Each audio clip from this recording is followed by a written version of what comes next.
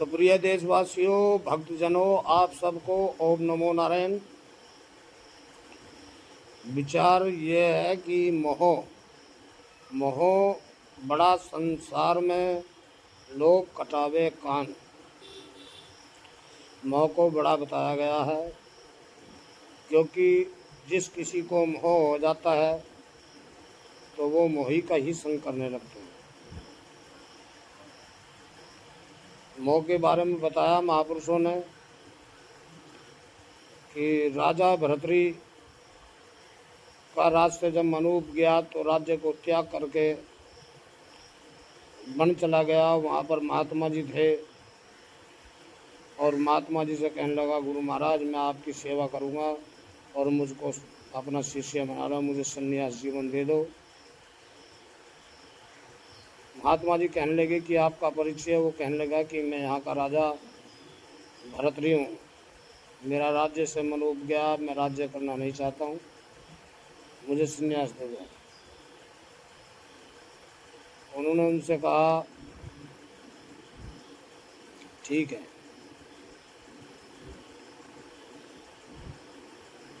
ये राज्य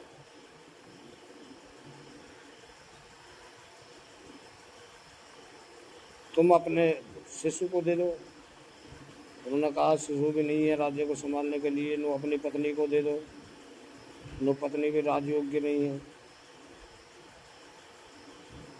तो फिर ये राज्य मुझे दे दो। कि हाँ महाराज, ये राज्य मैंने आपको दिया। पहले कि ठीक है, अब तो तुम्हें राजा को, जो राजा का हुक्म बजाना पड़ेगा, राजा की आज्ञा का पालन करना पड़ेगा। ठीक है महाराज। पहले कि ठीक है, तो एक काम कर, तू अपने घर जा, अपनी गृहिणी से भिक्षा मांग करके ला और उनको माता कह करके भिक्षा मांग के ला। जब तुम भिक्षा मांग के ले आओगे तब तुम्हें हमें संन्यास देगा। भरतरी ने कहा कि गुरु महाराज मैं इस बात से तो चिंतित था, फिर मुझे यही काम बता दिया, मैं नहीं जाना चाहता हूँ। कह लगे कि नहीं, तुमको जाना पड़ेगा, गुरु की आज्ञा का पालन करना पड़ेगा। यदि तुम ऐसा नहीं करते हो तो हम तुमको संन्यास नहीं देंगे, अपना शिष्य नहीं बनाएंगे। तो बताते हैं महापुरुष की गुरु की आज्ञा को मान करके झोली ले करके वो राज्य में गया, अलग जगह द्वार जा कर के। उनकी पत्नी आई, देखा तुम्हारे पत्नी जो है, पति जो है संन्यास ले लिया, जोगी बन गए हैं। तो ऐसा देख करके उसने शरीर को त्याग दिया। तो शरीर को त्याग दिया तत्काल। तो राजा भरतरी ने बड़ा अफसोस किया। विचार आया मन में कि तुम्हारी माता कहने से इसने शरीर को त्याग दिया। भरतरी, तुमने तो राज्य को ही त्यागा था, लेकिन इसने तो संसार को ही त्याग दिया। उसका दाह संस्कार किया गया। सभी लोग वापस आ गए शमशान से और भरतरी वहीं पर बैठे रहे। बताते काफ़ी समय कर भूख प्यास से चिंतित शरीर जर्जर हो गया, जटा जाड़ी बल गई। गुरुजी को पता चला, भिक्षा लेने के लिए भेजा था और लेकिन वे भिक्षा लेकर के नहीं आए।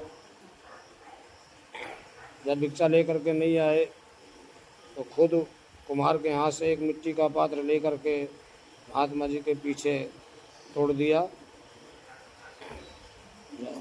बैठ जाओ, 2 मिनट बैठ जाओ।